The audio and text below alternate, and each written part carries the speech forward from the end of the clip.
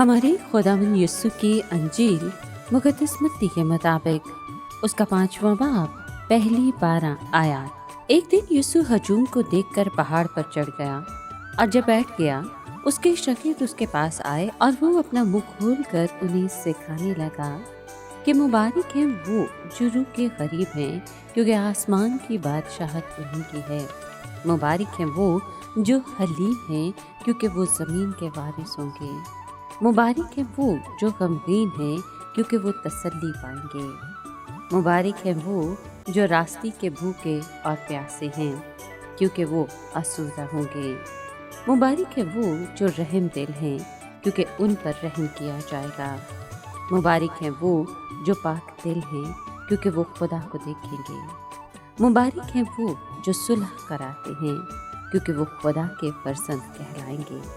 مبارک ہیں وہ جو راستی کے سبب سے ستائے گئے ہیں، کیونکہ آسمان کی بادشاہی انہی کی ہے۔ مبارک ہو تم جب میرے سبب سے لوگ تمہیں لعن طعن کریں اور ستائیں اور ہر طرح کی بری باتیں تمہاری نسبت ناحق کہیں۔ خوش ہو اور خوشی کرو، کیونکہ آسمان پر تمہارا اجر بڑا ہے، اس لیے کہ انہوں نے ان نبیوں کو جو تم سے پہلے تھے اسی طرح ستایا۔ پاک کلام کے پڑھے اور سنے جانے پر خداوند کی برکت ہو، خدا کا شکر ہو۔ عزیز دوستو، پہاڑی واز کا آغاز مبارک بادیوں سے ہوتا ہے۔ یہ مبارک بادیاں مسیح کی بادشاہی کے مثالی شہر کی تصویر پیش کرتی ہیں۔ یہ خصوصیات ان خصوصیات کے بالکل الٹ ہیں جن کو دنیا اہمیت دیتی ہے۔ پہلی مبارک بادی ان کے لیے جو دل کے قریب ہیں۔ یہاں طبعی رجحان یا میلان کی بات نہیں کی گئی، بلکہ شعوری انتخاب کی بات کی گئی ہے۔ دل کے غریب وہ ہیں جو اپنی بے مائگی اور ناچاری کو مانتے اور خدا کی قدرت کامل پر بھروسہ رکھتے ہیں۔ ان کو اپنی روحانی ضرورتوں اور محتاجی کا احساس ہوتا ہے اور وہ جانتے ہیں کہ خداوند ہی اسے پورا کر سکتا ہے۔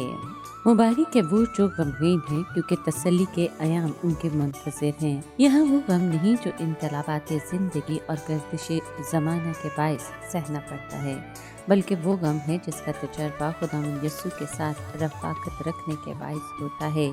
اس سے مراد دنیا کی تکالیف اور گناہ کے دکھ کو محسوس کرنے میں یسوع کے ساتھ شریک ہونا ہے۔ تیسری مبارک بادی حلیموں کے لیے ہے کہ وہ زمین کے وارث ہوں گے۔ ہو سکتا ہے کہ طبعی طور پر یہ لوگ مطلوب مزاج، جذباتی اور ترش ہوں، لیکن مسیح کے روح کے تابع ہونے سے وہ حلیم اور فروتن ہوں۔ اگلی مبارک بادی ان کے لیے ہے جو راست بازی کے بھوکے اور پیاسے ہیں۔ ان کے لیے آسودگی کا وعدہ ہے۔ یہ لوگ اپنی زندگیوں میں راست بازی کا ولولہ اور شوق رکھتے اور معاشرے میں دیانتداری، ایمانداری اور عدل و انصاف دیکھنے کے دلدار ہوتے ہیں۔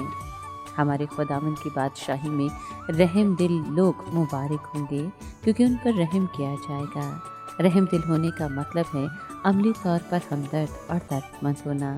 وسیع تر مفہوم یہ ہے کہ ان حاجت مندوں کی مدد کرنا جو اپنی مدد خود نہیں کر سکتے۔ خدا نے ہم پر وہ غضب نازل نہیں کیا جس کے ہم اپنے گناہ کی وجہ سے حقدار تھے۔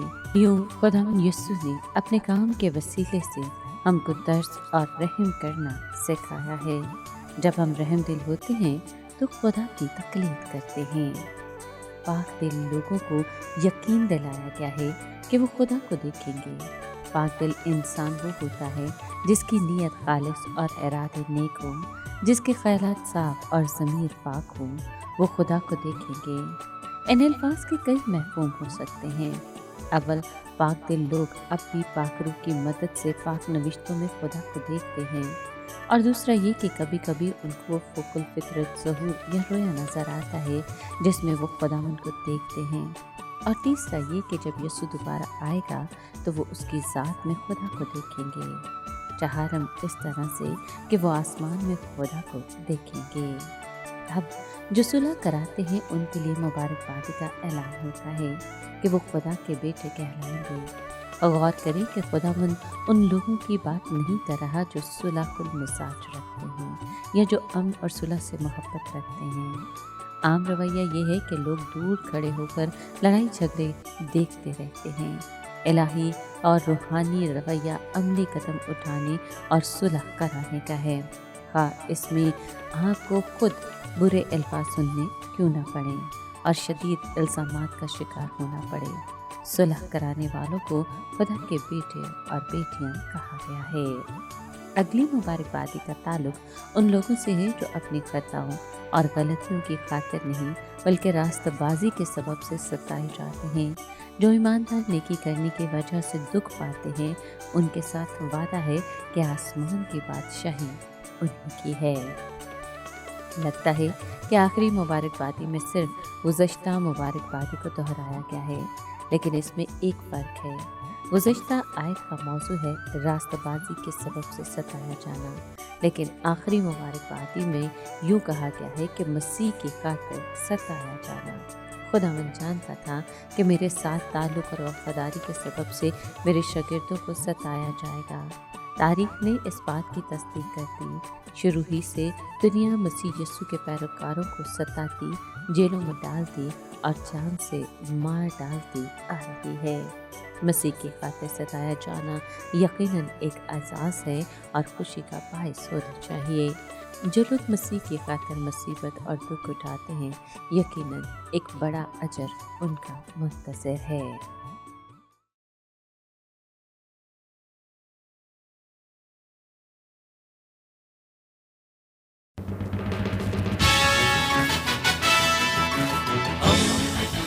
دوستی کا پیمبر، ریڈیو ویریتاس ایشیا۔